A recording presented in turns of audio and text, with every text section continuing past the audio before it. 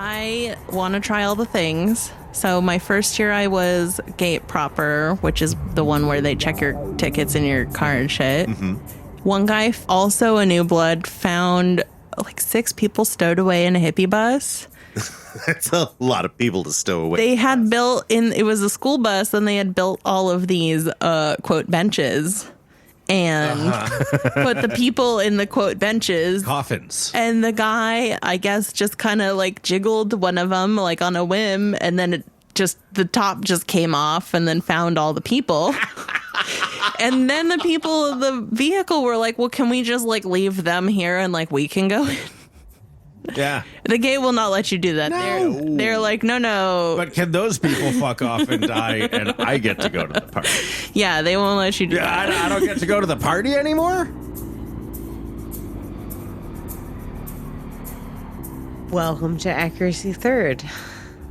I'm Beth. I'm D-Day. I'm Rex. And today on Accuracy Third, we've got Stage Dive. Do you guys remember when you first met Stage Dive? Yeah, of course. You remember how you met Stage Dive? I remember the entire hullabaloo over Stage Dive's liquor. Oh, fuck yeah. This is how you met Stage Dive. Stage Dive said, years later, I could have just kept the liquor. Thank you, Stage Dive. Sorry for stealing your fancy booze.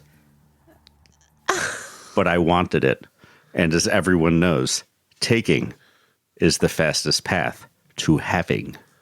That was at the listener appreciation party that we held at Center Camp. Yeah. Which, luckily, it wasn't that far away. Yeah. Not as far away as this year. I remember Stage Dive showing up with fucking mixers because we suck at throwing a fucking party. At the one she hosted at her camp. Playa Home Companion. And then at the next one. Some people are mixer tops, and we're getting mixer topped by Stage Dive year after year. And I couldn't be happier. I am 25% as drunk as I used to get at our listener appreciation parties now that we have something to dilute the whiskey. It does kind of bring up the question, why are we not with the mixers at our party? Do you guys know? It's hard to tell. Is it? Because I've been like, can we please have mixers? I wasn't done with my sentence yet. Yeah, no, I know. It's hard to tell which mixers to bring. I think I know the answer to this one. Is it Gatorade? No, the answer to why we do not have mixers. It's because I buy the liquor. And I just drink that shit straight. Because I don't trust anybody else's mixers. Maybe this year, instead of a bunch of bottles of liquor that we like and then think maybe we'll take home, maybe we go Emily style and we just mix up a cocktail and we serve that cocktail. Yeah, maybe we'll get Emerald to make us a cocktail. Yeah, that would vastly improve what we're doing. I could make us a cocktail. Yeah, but but Emerald would do it better. No, we're not making a cocktail. We have a shot that we're giving to everyone. Everyone's getting white hot creme de menthe. Well, yeah, of course. Or nothing at all. Getting the hot white creme de menthe, but that doesn't have to be like our only shtick.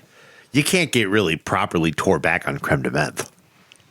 I say we just bring like an entire case of the spiciest ginger beer we can find, but no ice. It's one or the other, ice or ginger beer. I even have something in mind. Champagne and ginger beer? No, it turns out we've been making grenadine wrong for like ever. Pre-prohibition, grenadine was a bitters concoction that you'd find at pharmacies and stuff. And then it disappeared after prohibition. And when people came back from prohibition and tried to recreate liquor. Shirley Temple was a thing. They looked at grenadine and they're like, well, that word means pomegranate, so it must be pomegranate syrup. And it's not. And so all of these pre-prohibition cocktails that called for grenadine taste disgusting when you make them because they've got nasty pomegranate syrup in them. Huh. Well, Rex is going to make some grenadine and bring it to Playa instead of ice. Uh-huh. We can't get Cuba rum because of the horrors of history. But luckily, Flor de Caña basically fits the bill.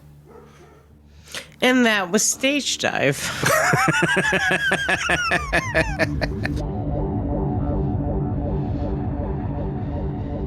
Okay, so I first heard about the thing in like a long time ago when it was like 2006 or something. And then I was like, oh, that sounds really cool. And then I just didn't do it for a very long time. For how long? How many years did you put it up? My first year was 2019. Oh. So more than a decade. You got in under the wire, though. Yeah. Well, my friend went the year before. I just don't know a lot of people who go or do festivals in general, I guess. And yeah, so anyways, my friend went the year before, but I didn't find out about it until like the last minute and I couldn't do it. And then next year, well, I was like turning fucking 30 and I'm gonna go and nothing's gonna stop me. So I did a bunch of research and I built a hexayurt. And I was like, okay, I'm just going to go. I'm going to go by myself. I don't know anybody who wants to go. I've got all these panels of foam. I've got to do something with them. Yeah. But I did find somebody to go with me. And that person is weird and not in my life anymore. Well, we don't have to ask that question. But it was fine. It was just weird. I don't know. Well, that's the next story, I guess. Yeah, tell us about this person and their weirdness. So this guy, okay, I'm totally fucking oblivious to, I'm like, I just want to be friends with everybody. Sure. And I'm totally oblivious to when people want to be like more than friends with me, especially when I don't want that. I'm just like, you're my friend. And then I don't see any of the things.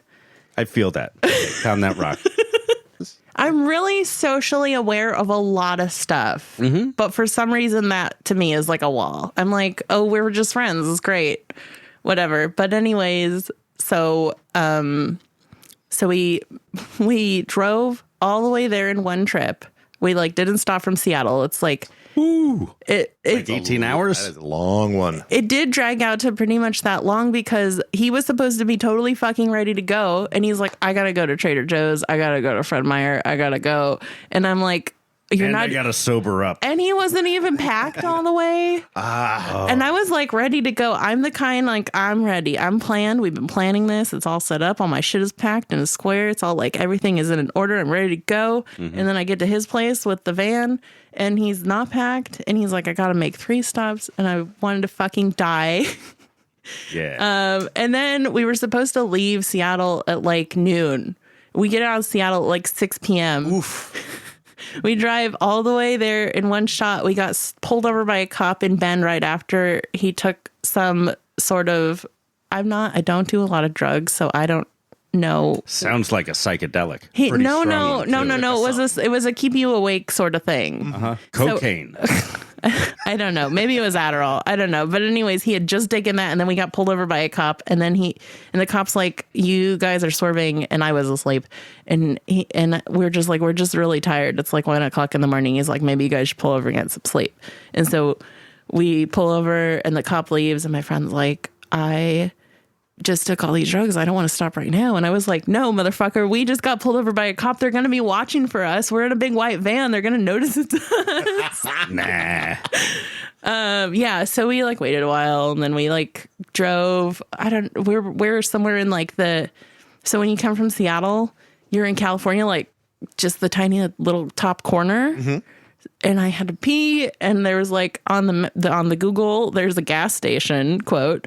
And I don't know what it Just a spigot sticking up out of the ground in a bucket. But it certainly wasn't open. And so I'm like, okay, I am still going to pee. So I just kind of like. They mind if I take a shit right in front of this place. I mean, I did just like find like a side of a building and just like pee on the side of the road. But yeah, anyways, so we made it there. We actually stopped at somewhere like Hot Springs for like 30 minutes.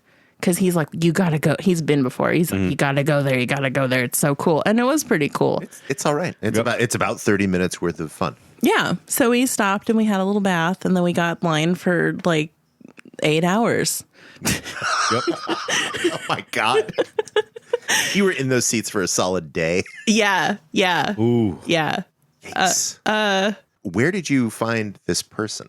Was this somebody that you knew and then convinced to go to Burning Man, or? So I actually went to my regional burn a couple times before I went to Burning Man, and Critical. That's where I met this person. Yes, Critical. Yeah. So we met at Critical. I'd like hung out with him a little bit outside of that, and like his partner and all the people in his life, and seemed like a pretty cool gang. And I was like, yeah, you're literally the only person I know who wants to go to Burning Man this year. Will you go with me? And then actually, okay, so this was like lottery ticket situation. Mm-hmm. I didn't get any. He got 2. And then like a month and a half before the burn, he's like, I can't go. And I was like, what the fuck are you talking about? Like, we've been planning this forever. And so he transferred both of the tickets over to me. And then I sold one of them. And then like 2 weeks later, he's like, no, actually, I can go. And I was like, well, you figure it out, dude. You better fucking figure that out, because you can still come with me. I but am like, done with this now. Like, you have to put in the effort. Yeah. And then you get to his place and he's not even fucking packed. No. I would be apoplectic. Yeah, it was upsetting. I try very hard to not let that stuff upset me, because like it's out of my control, but it definitely, I get mad. Yeah, but I got to do something. Like, if it's going to be another 5 or 6 hours, I have to be doing something. Like, we're supposed to be on our way doing something, right? Like, I'm ready to be doing. Yeah. Well, I think I packed most of his shit in the van, because he just like talking to his girlfriend and chilling out. And I'm like, no, motherfucker, I want to go. God damn it. Yeah. Yeah. Yeah. Some of us just need like volunteer managers for us for life, for regular life. So we got all the way there. And I think by the time that we got to the actual camp, it was like the middle of the day. And I'd met these people on Facebook, as you do when you don't know people. I was like, should I solo camp? Should I go with the camp? I kind of panicked at the last minute. I'm like, I think I have all the things to do it by myself. I even actually managed to get a monkey hut for free from somebody. Hey. But I ended up giving it away, because I found this camp and I met up with these girls in person in Seattle, and they seemed pretty cool. And I was like, I think it's going to make my life a whole lot better if I just first time out go with somebody else who knows what the fuck they're doing and is also proactive at planning their shit. Mm-hmm. Yeah. And that turned out pretty good, but they were not my people. They were they were like an international camp. So it's like a lot of Australians, a lot of Europeans, some people in the Bay, and they all kind of station out of the Bay, and then all the leads come over and deal with their shit and then bring it all out. And they were all really cool and on top of their shit, and the camp was really planned well. But I don't know, I didn't click with them. You're not there for the psytrance. No. And there was a lot of feathers, and I was like, this is my first year here, and I'm trying to not be like that person who's like, hello, sir, did you know you're not supposed to wear feathers? Did you not read the brochure? Yeah, and I did get escorted with a squirt gun in the back one day, and I was just like, those sons of bitches. it was so cold and like shocking, and he was like, I thought you would like it. And I don't know. You would. I ended up being, I don't know. I ended up like kind of giving like a little bit of a consent talk in that moment, but try not to be too much about it. But I'm just like, hey, you should ask, and like not everybody likes this, and this translates to other things, and good job. Maybe I'll make patches one year that are like cold water is violence.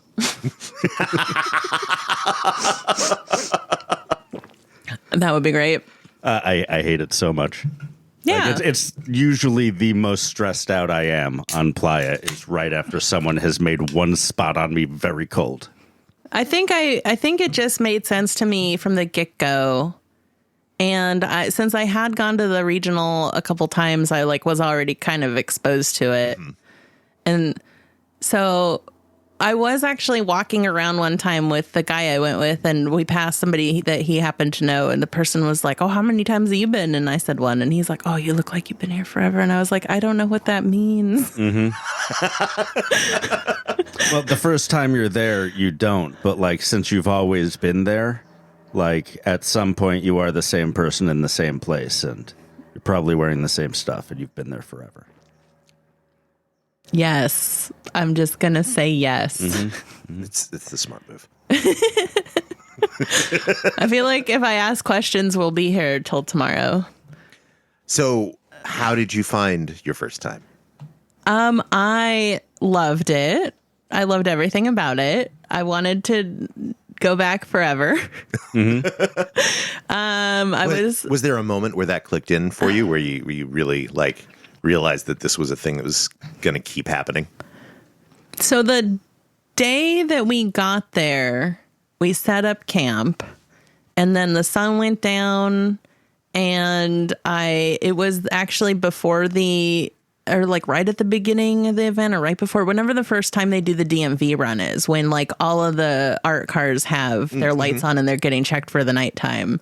And so as like I'm getting out like to the Esplanade and out onto wherever the fuck the DMV is, and I see the line of cars and like all the lights everywhere, and then like all the main Esplanade camps with all their decorations and stuff. I just like looked around and I was like, holy fuck, this is the coolest thing I've ever seen in my life. I get that. Yeah. Also, is it Esplanade or Esplanade? I think I called it Esplanade before. People made fun of me. It's Esplanade. Okay. But it's Oregon. Oh, I always want to say Esplanade. I don't know why. Anyway. But yeah, so seeing all the art cars just lined up and talking to the people who are in the cars, like waiting for their turn, and talking to everybody looking at them, that was a big moment for me. And then just like, I did a lot of going out by myself, and I just like ride around and go to the art and like kind of stand away from it, where like a little back from the crowd, and then like maybe talk to one or two people who are also doing that. And just like the fact that all the different people that are talking to you, and I just felt like I just knew, like, it wasn't like I was talking to a weird stranger on the street. It was just like I was talking to somebody who I had known for all my life. And I don't know, just that feeling of that. It's hard to quantify. I think you've given a couple of incredibly valid examples. That view of the city from Inner Playa is it's overwhelming. Yeah. There's just incredible things everywhere you look. Yeah. And that was even before like it was really going, because, okay, so actually I felt really cool because so I got out there and I kind of made my like little landmark. Okay, I see the palm tree lights. I see the other lights. I see all this. And I'm like, I know how to go home from here. And then as more and more things started to get built and more lights started to get added to that landscape, I was just like, I can still get home from here. And then I'd go out with people and they'd be like, how do you know how to do that? And I'd just be like, the palm tree. Look at the palm tree. There's a lot to pay attention to out there. Somebody brought a flag last year. And so last year was only my third year, but I've never had a camp with like a flag. And somebody brought like a pretty tall, like 2-story tall flag. And I couldn't believe how awesome that was. I was like, what a small improvement. It's mind blowing. Yeah, having something that is visible over the top of other things on your camp it's fantastic.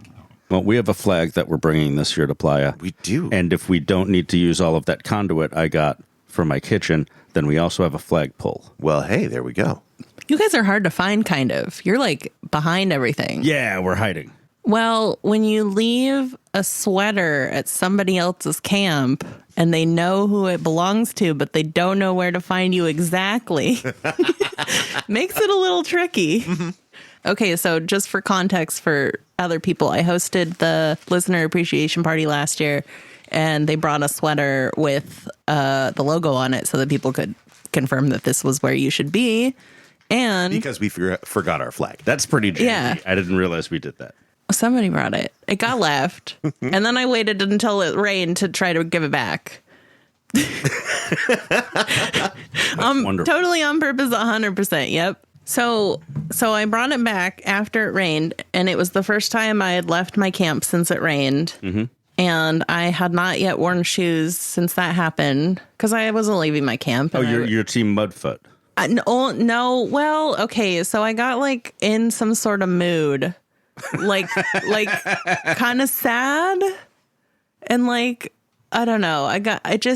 when it started raining, I was barefoot in my camp, and then I stayed barefoot, and then I slept barefoot, and then I woke up barefoot, and then I walked all the way over to your camp, and I was like, well, I think there's going to be sharp things. So I tried to use flip-flops because I'm an idiot. And, well, because I didn't want to, I don't know. Did they survive? Yeah. Well, because I would wear them when it made sense, and then I would take them off and carry them when it got too goopy. I would just break that thong. Like, Yeah. right. I've had such terrible experiences, mostly as a child, but also as an adult, doing adventuring, wearing flip-flops, and suddenly like only having one effective flip-flop left and ripping the center toe piece out of the flip-flop somehow. I think we're going to need Late Bus to clip out and turn into a track you saying, I'm going to break that thong. Great. Yes, please. Thank you, Late Bus. Hi, Late Bus. Make this whole interview into a song, please. Thank you.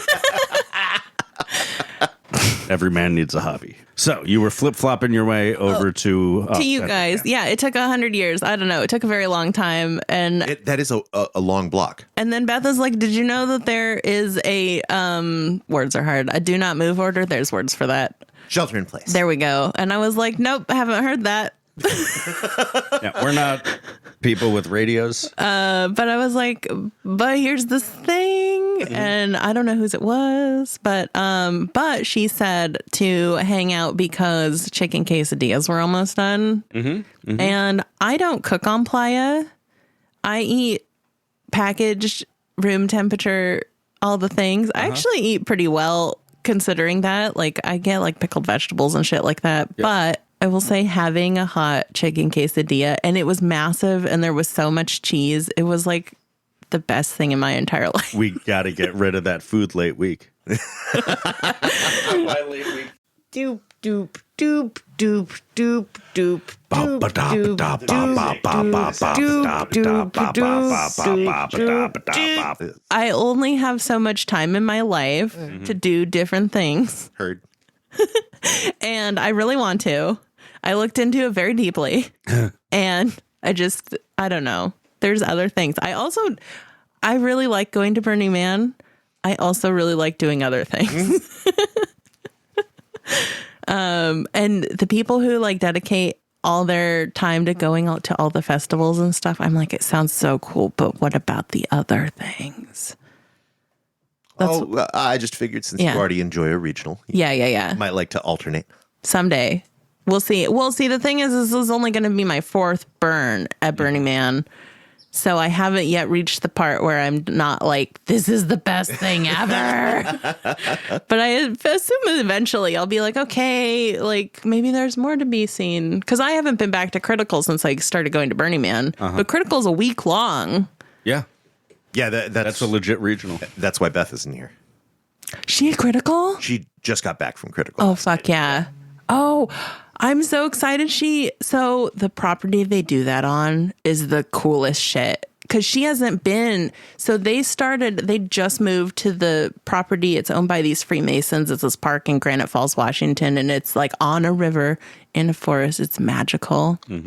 And the first year I went in 2016 was the first year they were there. And it's so cool. So I'm excited to hear that she got to go to that and experience that property. It's beautiful. They got leeches there? No? Hooray. That's great. No leeches. You don't have leeches up north in the rainforest? Or even here on the west, in California. Oh, delightful. Yeah, that's a hot swampy feature. It's horrific. In all of my life in Washington, I've never heard I should care about that. Good. Yeah. Congratulations. Pennsylvania river's lousy with leeches. Well, I think, isn't that like an East Coast Southern sort of? Yeah. Do not recommend. Suckers. Yep. I think all you really got to worry about in the Northwest is like mosquitoes and bears and poison oak. I don't like to... Mountain lions. Mountain lions, sure. They are real fucking cute, though. Mountain lions? Yeah. Yeah. Yeah, sure. They'll take your head off, but they is kitties.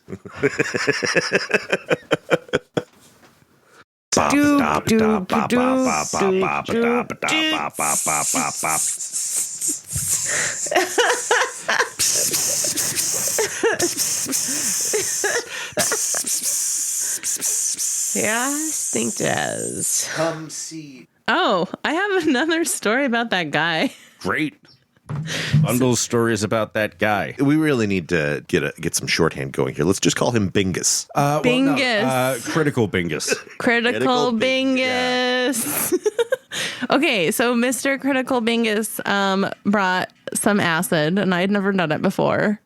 And when I said I don't do a lot of drugs, I'm like, I used to smoke a lot of weed, and I don't anymore because it just makes me sort of catatonic. Mm-hmm. But I do sometimes when I know I'm just going to be like by myself watching cartoons.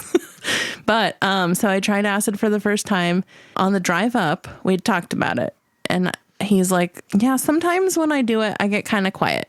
And I'm like, I don't know what that means. Okay, quiet's not bad. Better than him being like, sometimes when I do it, I get kind of horny. Oh, I don't know. I don't take a lot of shit. I'm just oblivious. But that's too direct. I would have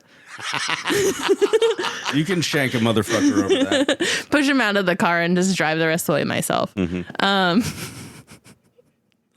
So we take an amount. It was a lot, I guess. And then he took even more. And then we start walking out into open Playa or inner Playa, that one. And Day or night? nighttime. So we get out into inner Playa and it's kind of starting to happen. I like feel really cool. And I'm like, oh, look at everything's so like blinky and shiny and fun. And then he is just like, I shouldn't be here right now.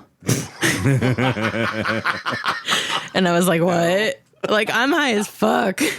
And I was like, what? Why? And oh my God. We're in the middle of just the openness and things are going on around us. And he's freaking out. And he's like, I shouldn't be here right now. I was supposed to go to some sort of shaman ceremony in a couple weeks, and I'm not supposed to be doing any drugs or any sex right now for like the 1 month before the thingy. And I'm But like, in for a penny and for a pound. and he's just like freaking out, and I'm like, I don't know what to do. Can barely be a person right now. Yeah, and you're just learning acid. Yeah, and so I'm like, okay, I put my like adult hat on as much as I can, and I'm trying to talk him through. I'm like, well, why don't you think you should be here right now? Oh, well, because like I'm supposed to do all this stuff. And I'm like, well, yeah, but who told you you're supposed to do it? And he's like, well, I committed to it. And I was like, okay, well, do you think he kept saying things like, Mama Guy is going to be mad at me. And I'm just like, do you think Mama Gaia would have put you in this position if she didn't think you should be doing it right now? Just like trying to talk him off the ledge and get him to come to his own conclusions about how fine this is. But I'm just like, don't really know. And he's like, where are we? What is going on? And I'm like, me too, kind of, but I don't know, man. I don't know what is going on. So I had heard that Zendo existed and what they do. Ooh. And I was like, okay, we got some options because I can't do this anymore. I was like, okay, I can either walk you back to our camp or I could take you to Zendo. What do you need? And he's like, how about just back to camp? And so I'm like, okay. So it takes a while to convince him to start walking in that direction. We get 10 steps off of the Esplanade and he's just like, where are we? And I was like, what do you mean? What's going on? Where are we going? What do you mean? We're inside your head, man. We're not going anywhere. At least according to him, he completely removed that whole entire section of his life from his brain. The one from once we got onto the Esplanade to when we got back to where we were at that point in time. And he doesn't remember the whole freak out. And he's like, why are we going back home? And I'm ready to go have fun and all this stuff. And I'm like, what just happened? It's too much for me, man. It's too much. Sorry. Yeah. I don't know if that's a normal thing to happen. It's not. Yeah. But he claimed he was fine, and then we went on to just have like a perfectly fine time the rest of the night. And did he take more than 3 hits of acid? I think he took 2, but I wasn't paying attention. And 2 hits of acid is a meaningless quantity. And also that it was on a piece of paper. They were Even cut into less. squares. Yep. So that could have been like 10. It I could don't have know. been anything. I had 1 square and he had 2 squares, I think. But what that means, I don't know. I have definitely seen lots of similar stuff where people come up real hard on a big dose and they like flip out at the peak, and like 45 to 90 minutes later, they're back to being like normal high and have no real connection to that flip out. Oh, okay. I wonder how long it was in between those, like all those events, because I don't wear a watch. Because time is squishy when you've been Yeah. eating acid. Yeah. But so during my like little pep talk to him to try to get him to be normal, I'm still mad because there was this art that was a wheel, a big steel cage wheel filled with firewood on fire that was spinning in a circle. And it was the coolest shit I've ever seen. And like all I wanted to do in that time, and maybe I should have done it, I don't know, was just like literally sprint away from him and like go see that thing. Yep. And I never saw it on fire the rest of the week. And I don't know if that's a thing that comes back more. I've never seen it again. I've only seen that there once. Okay. Like maybe once every 3 or 4 years, there's some sort of this is wood on fire lit element. There was that flaming wood pachinko thing, right? Flaming wood pachinko. Wasn't there a pachinko thing with like flaming wood discs or something like that? Man, there have been so many things at Burning Man and lots. But of sometimes there's wood on fire. Is my point. And you should have sprinted away from that guy. Yeah. You know, I still feel like I learn a lot every day in my life. Agreed. I'm not admonishing you, but next time, lean into that immediacy and get away from people who, God, the amount of times I have slipped away into the dark. Yeah. What a drag for your first trip, though, to be saddled with the responsible tripper role. It was intense. You can also drop people off at the porta potties. Like go into a porta potty with them and then like leave the porta potty immediately and piss out in the dark. So you reminded me of something I didn't write down that is less of a frustrating story. So the first year that I was there, I met this girl who had come down from Canada, and she was super cool, and we ended up hanging out a lot that week. And on burn night, I spent it with her, and she started out the day falling over and scraping her face because she was so drunk. Ooh. Nice. And then we kind Scraping of... her face on Playa? I feel like okay, so for a little bit of backstory or context or whatever, a Playa home companion was my neighbor my first year across the street.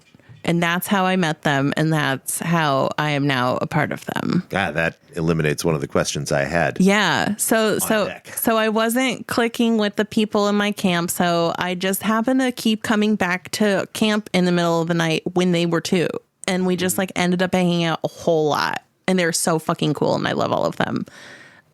But they have a stage that's raised up like 4 inches, and they were hosting comedy. And the Canada girl, she came and did a set, and then we chatted a whole bunch. And I believe, I wasn't there when it happened, but I believe she fell either onto or off of the stage that morning.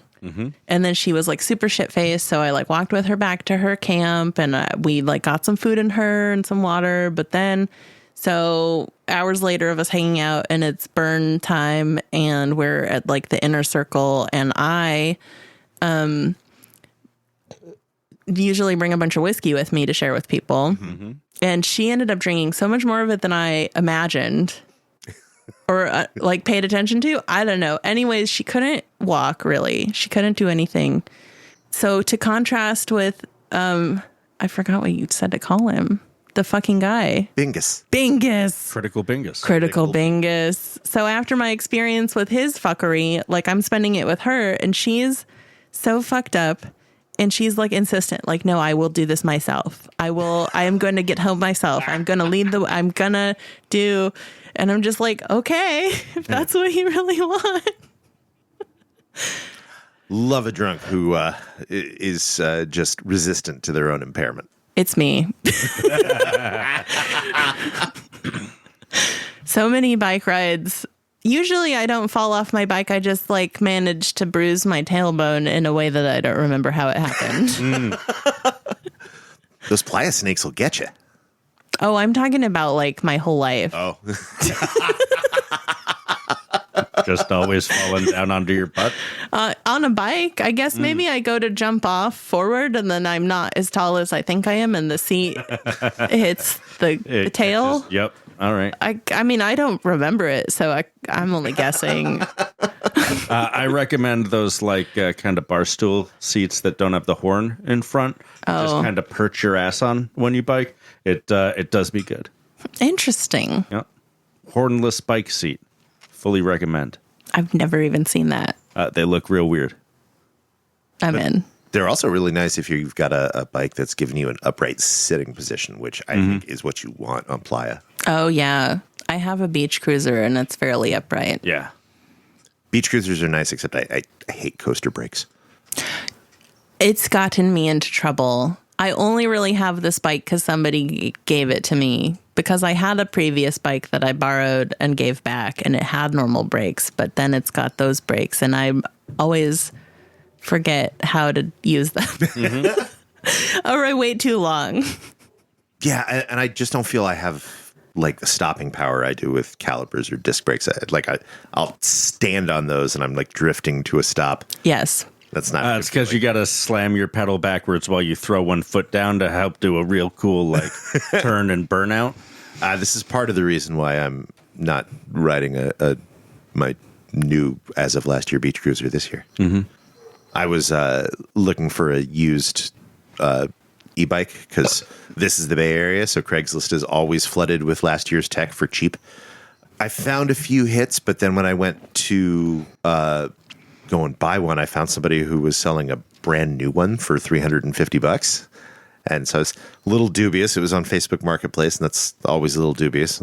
But I went to this guy's house, and in his backyard, he had just a fleet of brand spanking new e-bikes straight from the factory in China that he was assembling out of boxes. And so now I've got a brand new 350 watt commuter bike. What, for how much? $350. $350. I think that story is done. Nice. Next. Oh, you know what? Okay. We found a bird. I put this on Reddit. Whoa. Should I tell us a Reddit? Yeah. Okay. Yeah. Is it? It's You not. can just read it repost. from Reddit. Repost. Okay. No, I can't read it from Reddit because that would take me so long to find it. Me, Reddit.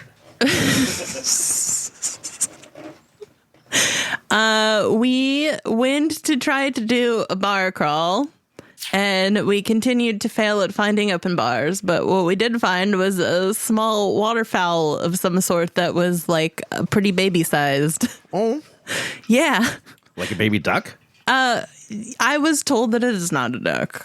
But yes, right, pretty much. Yeah. So, and it was like late in the week too. Well, that's why it was doing so poorly. Because it was also my first year, and it was after I had already gotten to know all of my new friends, and we went out together, and so it was later in the week sometime. But yeah, so we're just like walking down the road looking for an open bar, not finding one, and then we find a little tiny baby bird, and we're just like... Where did you find it? In the middle of the road, on like C or something, somewhere around there. Wild. The Yeah. Fowl District. We were like... Is this real?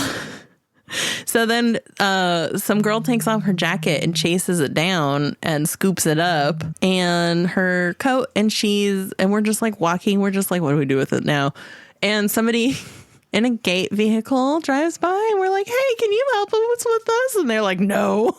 But do you know what's going on with birds on sea?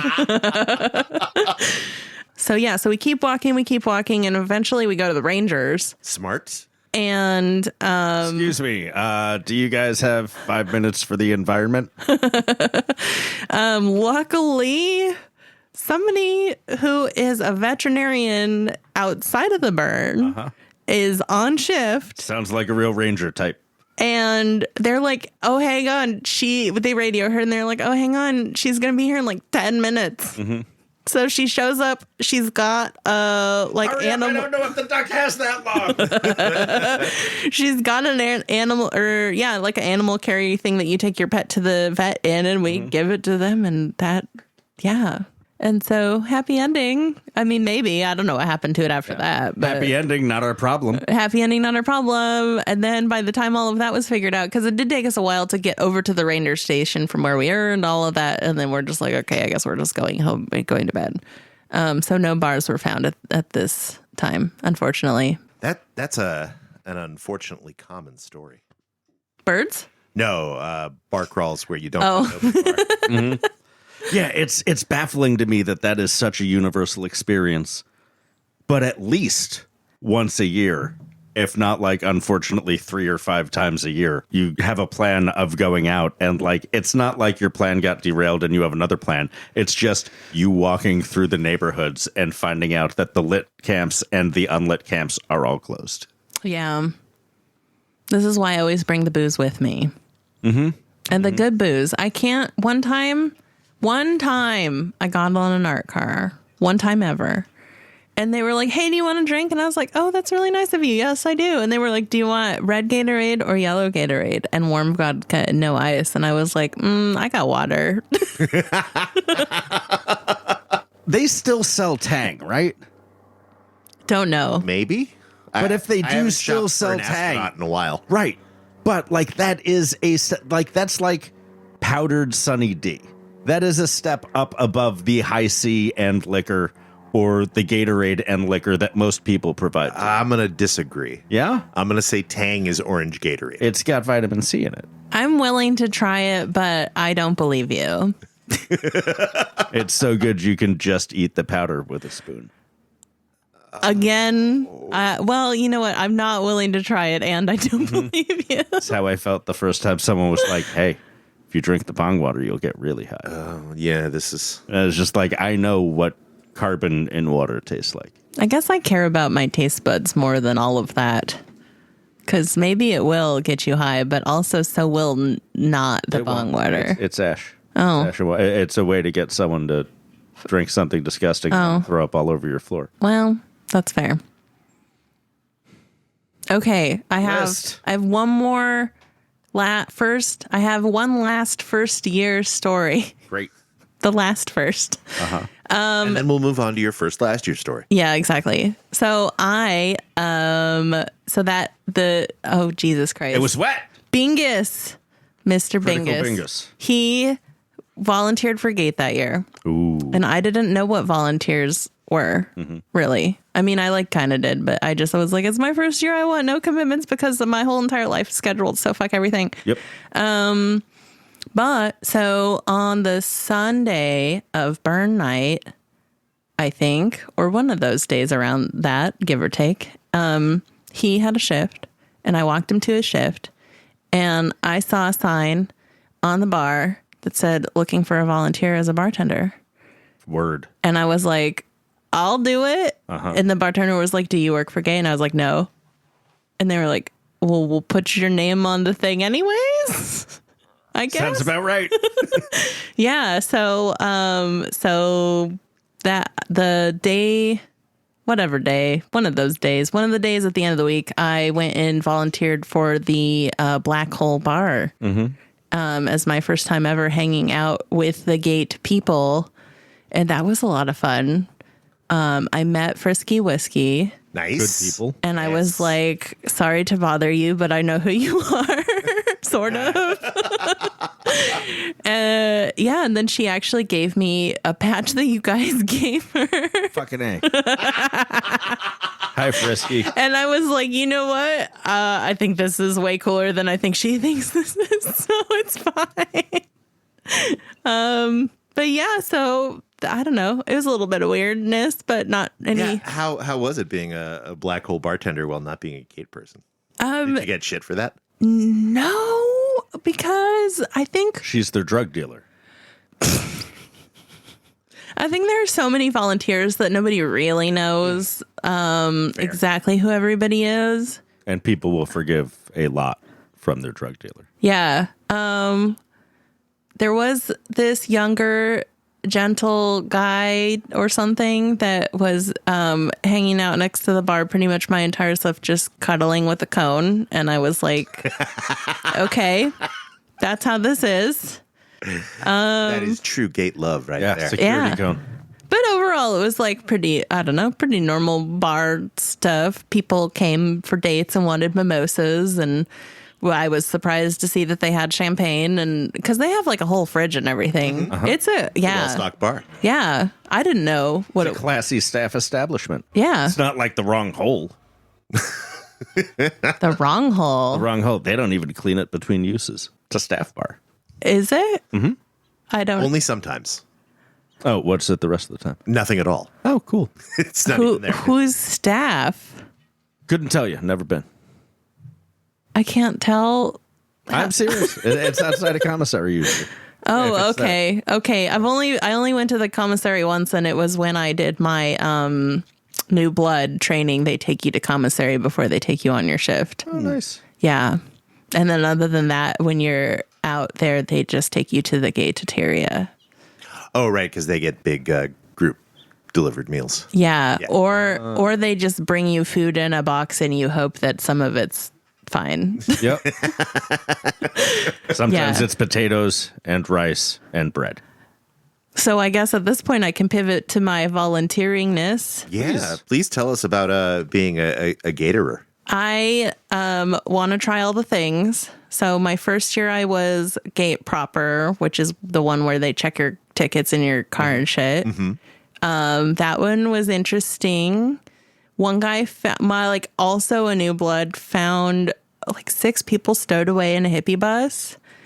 That's a lot of people to stow away. They had it was a school bus, and they had built all of these quote benches and put the people in the quote benches. Coffins. And the guy, I guess, just kind of like jiggled one of them like on a whim, and then the top just came off, and then found all the people. And then the people of the vehicle were like, well, can we just like leave them here and like we can go in? Yeah. The gate will not let you do that. No. They're like, no. But can those people fuck off and die and I get to go to the party? Yeah, they won't let you do that. I don't get to go to the party anymore? Can we just abandon our friends in the middle of nowhere? Is that cool?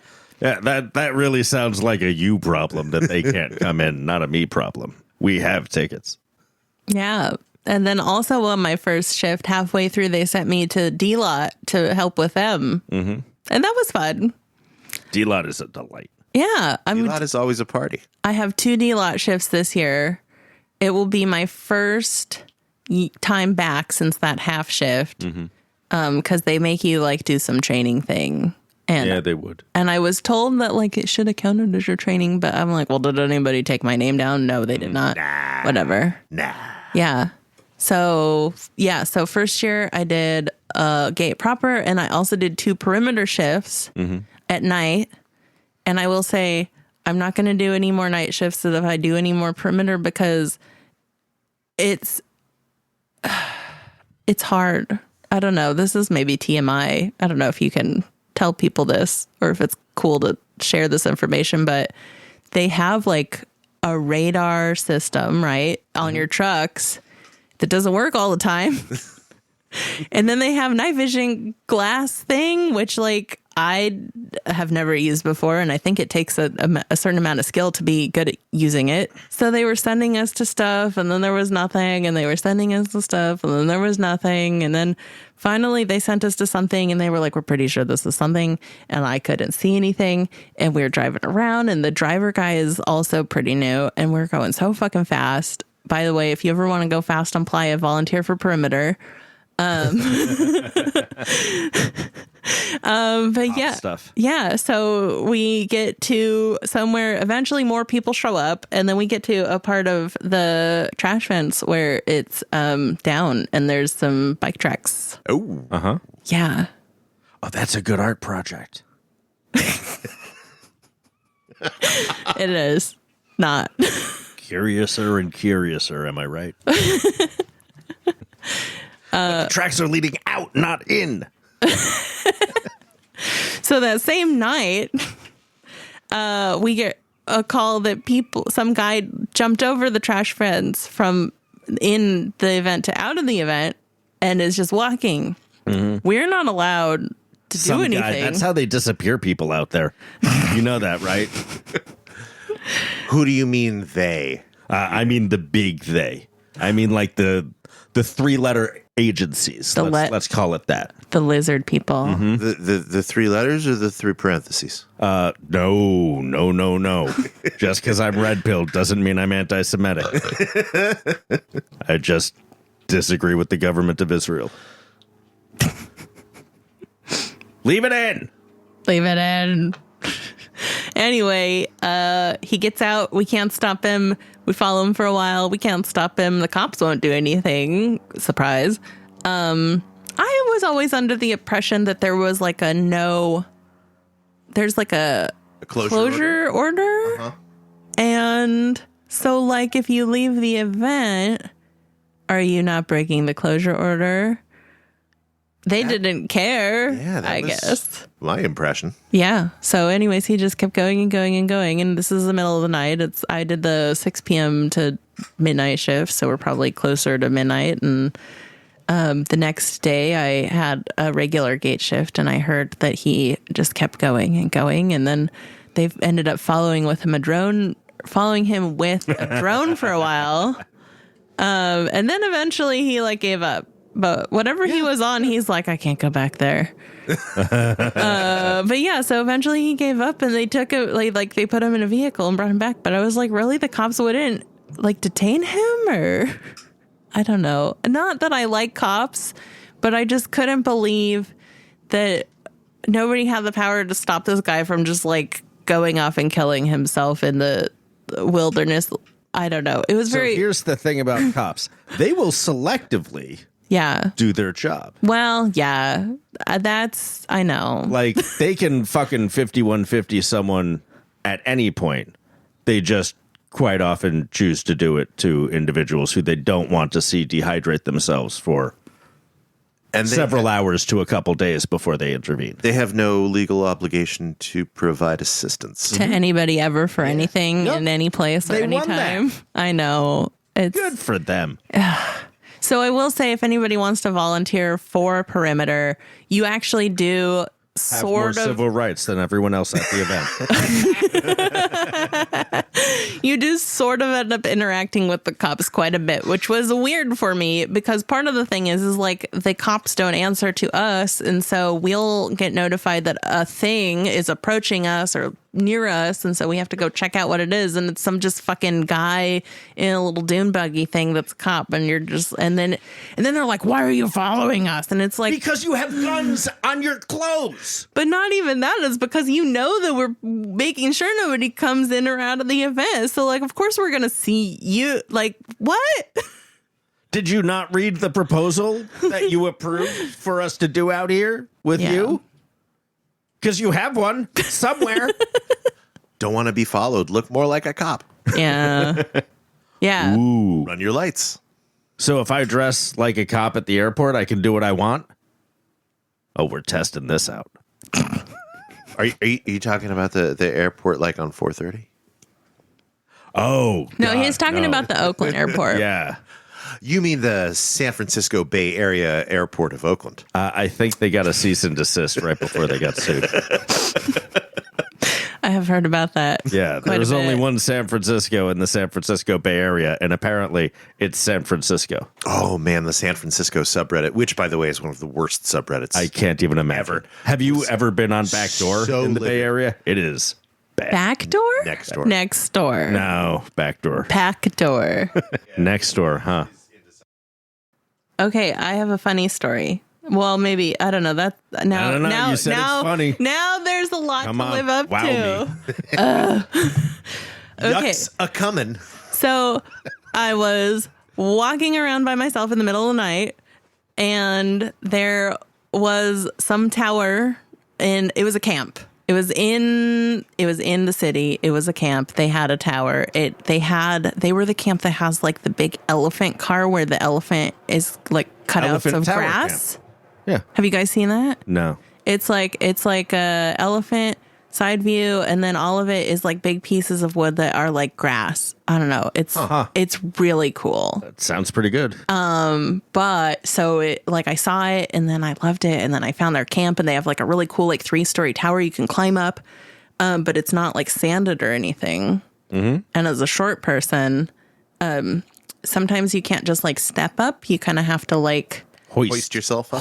Sometimes your body parts are touching like your thighs. You're like sitting on a thing, and then so anyways, I am climbing up this thing, and I sit on a certain piece of wood, and I just feel that my entire ass and thighs are filled with splinters.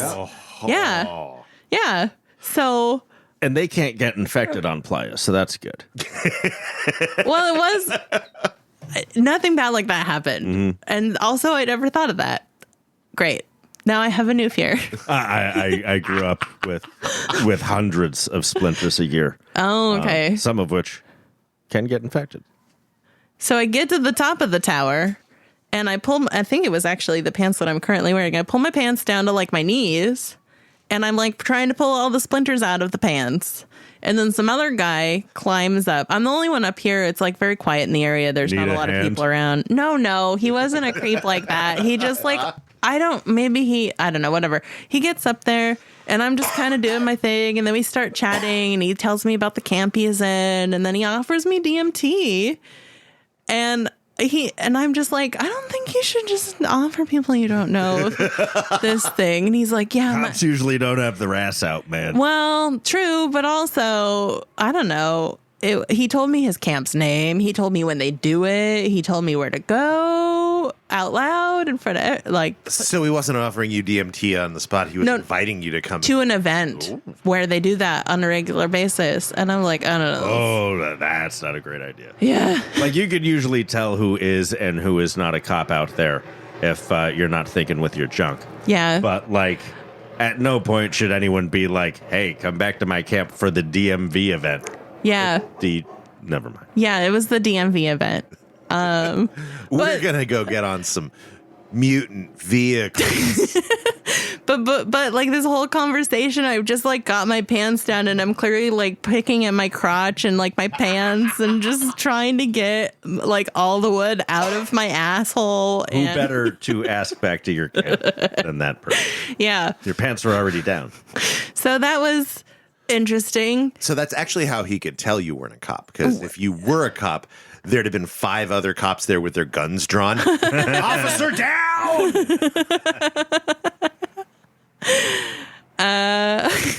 She touched the bench and the splinters just leapt out at her. That's why I had to shoot everyone in the room.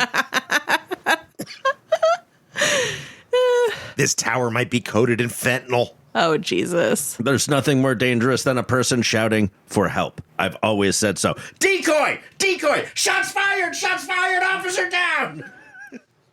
And I take it you did not avail yourself of the DMT party. No, I don't know. I don't know a lot about that. And I was like, this is not, usually I like to do at least a little bit of research before I try a thing. And I was like, I don't even really, no, thank you. No, thank you, stranger. No, thank you, guy. No, thank you, weird invite while I'm playing with my crotch a little bit. You missed out on a very interesting 20 minutes. Is it like salvia? It is better than salvia in every way, but also yes. Okay. Yeah, it's got about the duration of salvia. Okay. It's 5 to maybe 10 minutes of extreme psychedelics. Okay. And then 20 minutes of like, wow, that was lovely. Come down. Oh, okay. But also maybe you were somewhere else. It's chemically pretty much equivalent to mushrooms. The psilocin in mushrooms is like a chain of little DMTs.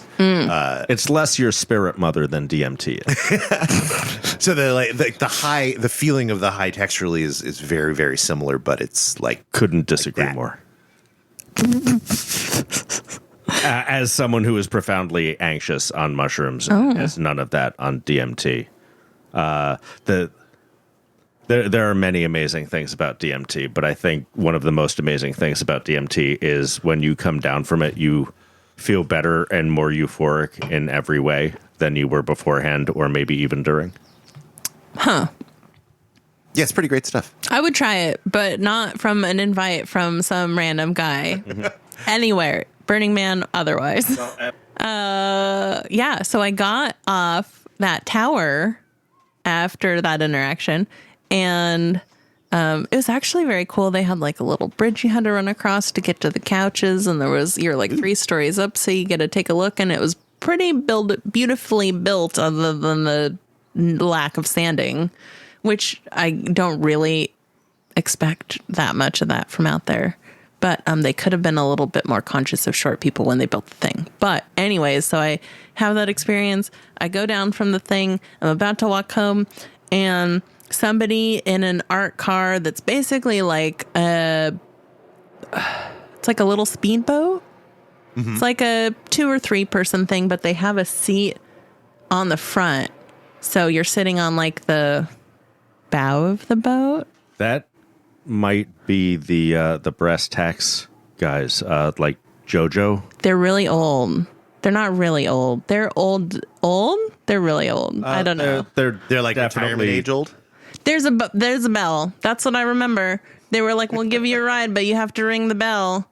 And I got I don't think they have a bell. I got the impression that they were the kind of guys who would only let like a cute girl sit on the front of the thing. Yeah, that's not these guys. Which those guys. Oh yeah. Which I like kind of figured out before I accepted the ride, and I was like, you know what? Don't care. This is going to be, I'm like going 3 blocks. Give me a ride. I'll ring the bell. I'll ring it as much as you want. Yeah, you want me to keep ringing the fucking bell? Just do it for you? You like the bell? And I was like, I was yelling at people. It was the middle of the night. I was one of those assholes.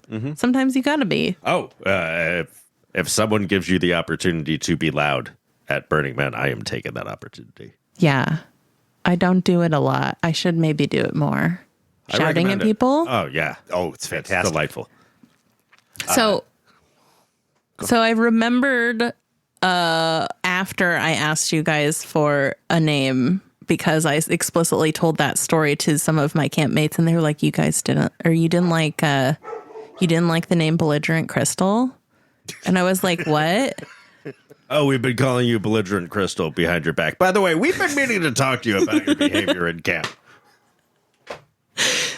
So I remembered it just didn't stick for me, and it never was something that they kept calling me after that. But like one night we went out, and just like people kept doing stupid shit. Like if your name was already Grap, Belligerent Grap is a great Playa name. But like Belligerent Crystal doesn't go together, and it's too many syllables. It's a lot of syllables, but Belligerent Bristol, sure. No. Any excuse to alliterate. Huh? It's the only way you can get away with a Playa name that is like 5 or more syllables. Yeah, it was a lot of syllables, but it was because I kept yelling at people, but not like like they couldn't hear me. They were too far away, but I was just yelling at people for doing stupid shit. And then did you guys see the tetra shit? It's like a bunch of it's a square science thing. I don't know. A square Hold on. science thing. And tetra is more than 5, yes. And it's also Tetra is 4. Oh shit, there's Much more than 5. Like they Tetris. 1 being the best. Tesseract. Oh, you can't actually see a tesseract. This is a 3-dimensional space. But there was a art that was like called the Tesseract, and then it had this thing that was squares, cubes, whatever, and it had Hypercubes, it I had expect. plaques that talked to you about what a Tesseract was. Maybe. I did not see an educational space last year. Well, you didn't see the thing about the clitoris? That was a didn't- giant clitoris. It had I mean, plaques. yeah, I did. Also see that. educational. I didn't read the plaque. Well, that's your own fault. exactly. But like, you could appreciate the clitoris, and I often do, without good. being educated whatsoever. Well, true. But anyways, we got to the Tesseract and there was plaques. And my friend had decided to read it in like a silly voice, and then it said a bunch of gibberish nonsense, and I just like non-voluntarily blurted out like, shut the fuck up. Very good. And then that was, so that was that night. And then I was sort of that, but belligerent crystal, but it never came up again until I mentioned that I didn't have a Playa name. And they were like, what about this? And I was like, well, apparently not about this. You guys haven't been upholding your part of me having that Playa name. Yeah, that's how that works, I think. Because you can definitely give someone a Playa name that they don't want and that isn't going to stick. But you have to keep using it. Right. You have to force it. Yeah. Until someone just tells you, stop calling me Drunk Beth. Oh, yeah. And then you have to because it hurts their feelings. Did we get through your list? List. No, maybe. I don't know. Yeah. What things are just one sentence? You have the opportunity to say No, them I here. deleted them. But I do have I have a fun thing that happened. Fabulous. Last year, I got it off of my gate shift, and then I went back to my camp, and there was only 2 people there, and they were both people I did not know very well, and they were also people whose personalities were extremely the opposite. There was one person who lived out probably like just 40-ish miles away from the event and was a homesteader. Oh. And was an old dude who a Yahoo. His neighbor brought him. His neighbor had recently moved out to that area and brought him to the event, and he like lives out there but didn't ever come to the thing. And then the other one is a person who lives around here in the Bay Area and is like an artist and a younger person, and just kind of like not a very, I don't know how to, just a very much go with the flow kind of person. And so I rallied them and I was like, will you guys go on a walk with me? And so we did a little loop. We went from D, I think was where we were camped, or maybe E. We walked out to the Esplanade. We stopped at all the art. They just were going to keep walking past the thing because they were both very like newer to the event. And I was like, no, you have to go see the art. So I was like, okay, here's how you do it. You walk around the whole thing and then you interact with it if it's interactable. And so we found some throne, and initially people were like, that's kind of lame. But you sit in it and there's all these buttons and it plays music, and it's actually back-to-back thrones, so you can play music with each other. And that ended up being pretty cool. The conversations that we had were very interesting. The one guy was like, would you ever think about homesteading? And me and the other person were just like, fuck no. And then he's like, do you guys have guns? And we're like, no. And he's like, you should really get a gun to protect yourself. And we're just like, no. But you seem like women who go out places by yourselves. You ought to have a gun. And then, but we did end up at Spanky's, which I'd never actually gone to. I'd been past it, and I was like, wine? Why? Why would you do that in this weather? I don't know if it's refrigerated or not, but I don't want wine. No, I never want wine on Playa. Yeah, but they did have the buffers. Did you get a nice buffing? Yeah, we all took turns buffing each other, so that was fun. Yes, you do. It's part of the culture. And both of them were just like, should we be doing this? And I was like, yes, we should be doing this. It is right here. We should be doing this. We talked to some weird people who were high on whatever, and some guy lost his glasses, and that was nice. And then we ended up at a swing couch on a corner, and some person walks up to us who's got bunny ears, and I go, hey, nice hat. And he goes, I'm not wearing a hat. And I was like, okay. And then I kind of took a look around and realized where we were. And we were like a block away from Inferno. And I was like, oh. Is Inferno the furry bar? Yeah. Oh, Inferno. Uh-huh. Oh, Inferno. wow. Makes sense. Cool, guys. They have come to Critical, and I did not know that they were a furry bar because there's so few people at Critical that there's not really like a section of furries. Mm-hmm. But I love it. I think it's great. It's their structure is so cool. Oh, yeah. That's one of the coolest places we went into this year. Yeah. Yeah. When I went to Critical, it was like the place where you go hang out at night because it gets cold and it's indoors and nowhere else has an indoor space. But yeah, so we're hanging out and we're chatting with the bunny guy and he's telling us some poetry and telling us what his night's been like. And we're just like kind of having a conversation and listening to all of the things. And we ask him to read us a poem and he does. He reads one about the night sky. And then some random other person comes up out of nowhere and he's like 7 feet tall in a cloak with an electric guitar with a little, I guess it must be a battery power amp hooked to his waist. And he just walks at us and plays this like doom metal melodic sort of, I don't even know. I'm not a good music person, but he keeps coming at us. Call it an aria. Yeah, an aria. But he's just like walks directly at us from wherever the fuck he came from. And he walks up to us and then Bunny starts doing his poetry and they have a nice little duet and we're on this swing couch and we're just like, what? Where did this come from? It just started happening. It's incredible. It was. It was beautiful. That it's such a perfect Playa moment. Yes. And I love that you had an absolute vintage Burning Man type.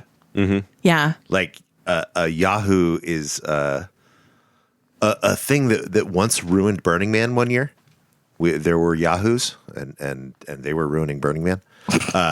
It's before my time. Yeah, this was way back when. It was just the 1 year. It was it was either the year before or the year after the frat boys ruined Burning Man. Mm-hmm.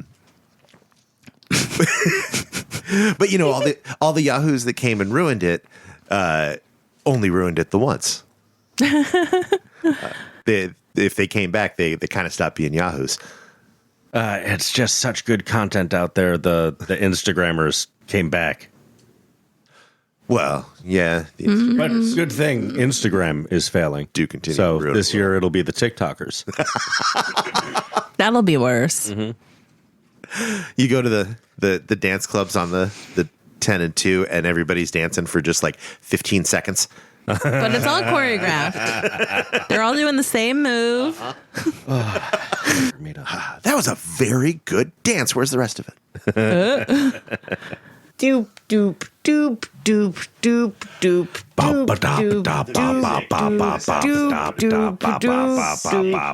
doop.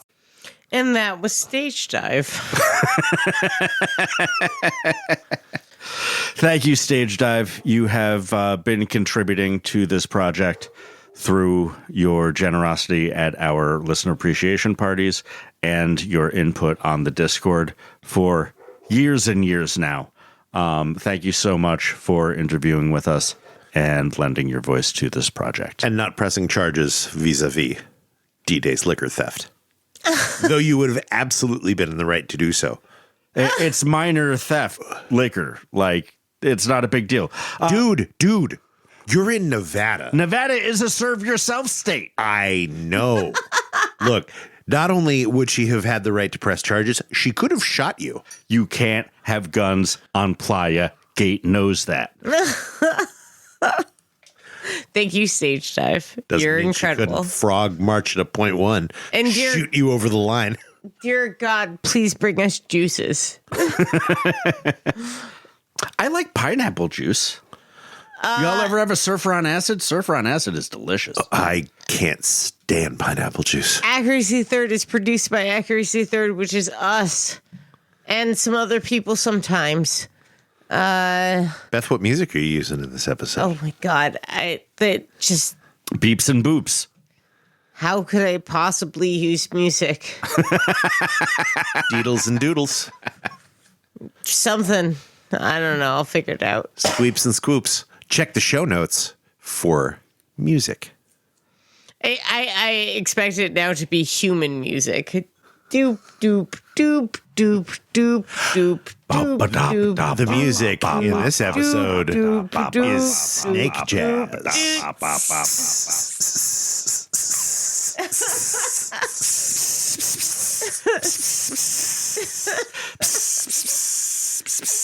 Yeah, I think does. Come see us at our listener appreciation party Wednesday, 2 p.m. at Camp Got a Lot Going On, Got a lot going on. 345 and A. Wednesday at 2 p.m. You'll pay for the whole seat, but all you'll need is the edge. Accuracy Third is brought to you by our patrons on Patreon. Thank you, patrons. If you would like to support our podcast, you can donate to this project on Patreon. But what is really very incredibly helpful, and we couldn't do this podcast without you, is all of you who lend your stories to our cause. So shoot us an email at accuracythird@gmail.com. That's all letters, no numbers are in that. Or find us on Blue Sky. D-Day and I hang out on Blue Sky.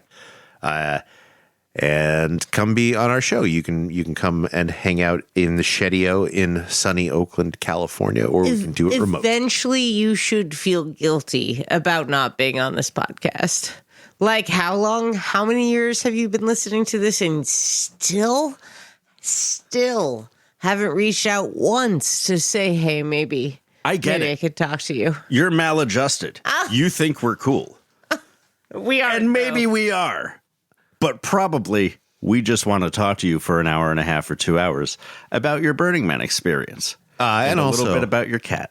If you've emailed us and we've at some point dropped the ball in our email communication, we are stoners and all have email jobs, which makes it really hard to also do an email job part-time.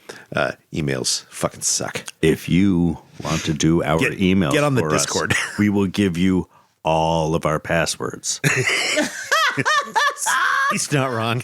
Anybody wants to be a production manager for this show? / infiltrator. Doesn't matter. Dear God, help. You can put it on your resume. I give very, very good recommendations. This episode, edited by Beth. Eventually, apparently, in the next, week. BurnerNarc.com. God damn it.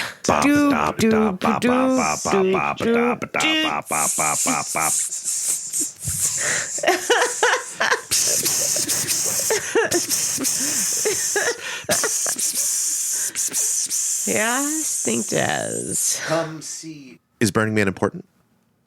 Yeah. Yeah? Yeah. I mean, where else do you get to, have that amount of unjudged fun and, meet people who are just always willing to, talk to you like they already know you? Of course, people need that. Or at least I need that. So it's definitely important to you. Yeah.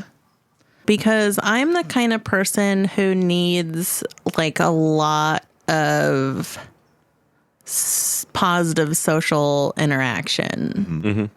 Mm-hmm. Although somehow I keep becoming close friends with introverts and people who don't I want to talk to literally everybody all of the time. Uh-huh. And then I go out with my friends and stuff and they're well, strangers, stay away, bad. How do you start talking to people? Me? Oh, I just am how's your day? I like your thing. Mm-hmm.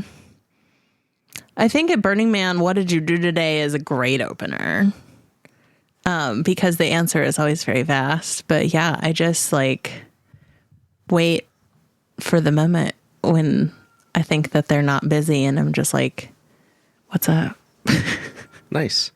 Yeah, us introverts and ambiverts, we need extroverted friends. Otherwise, we don't meet people. Yeah.